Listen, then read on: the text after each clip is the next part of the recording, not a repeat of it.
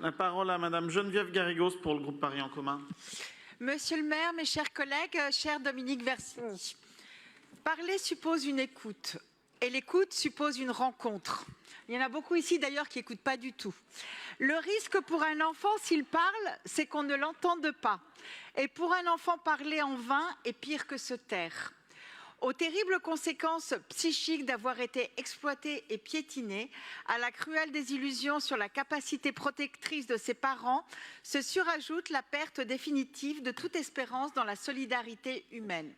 Ces mots du docteur Daniel Rousseau, dans son commentaire de l'ouvrage La démesure, disent bien la redoutable responsabilité de la protection de l'enfance, de tous les adultes qui viennent en aide aux enfants victimes, celle de ne pas être sourd aux mots et aux mots, AUX, des enfants, à ce qu'ils nous disent, celle de rattraper la cruelle, irrattrapable absence de protection originelle.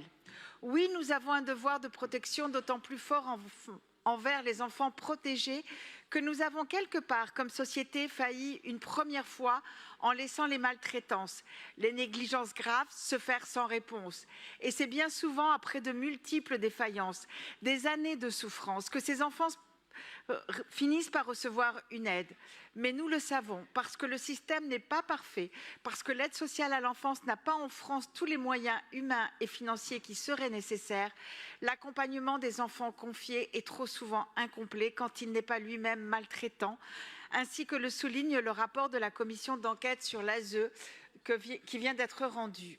Le suivi en santé de ces enfants est un des domaines où les manques sont les plus criants, en lien avec les inévitables ruptures dans les parcours, ce qui est d'autant plus préjudiciable que l'exposition aux maltraitances, conséquences physiques et psychiques lourdes tout au long de la vie.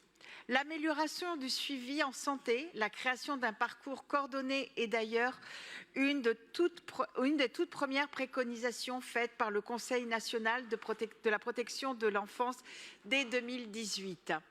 Si le constat est ancien et dépasse bien évidemment très largement le niveau parisien, le projet qu'il s'agit ici de soutenir vient précisément enfin y répondre.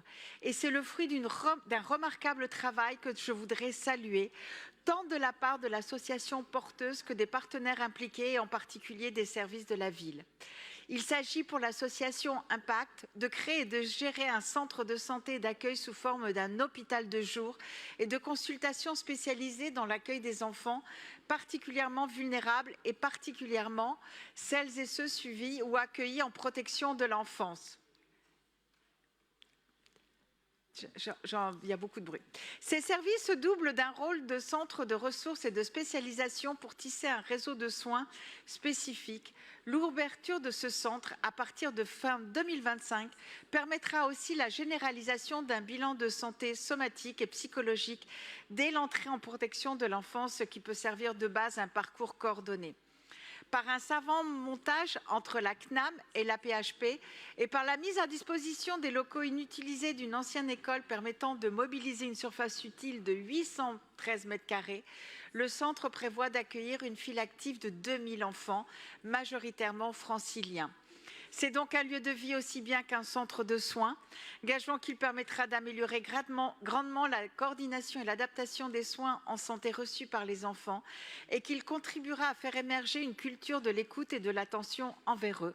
Parce qu'il en va de la solidarité humaine, de notre devoir de leur permettre cet espoir. Je vous remercie. Merci beaucoup.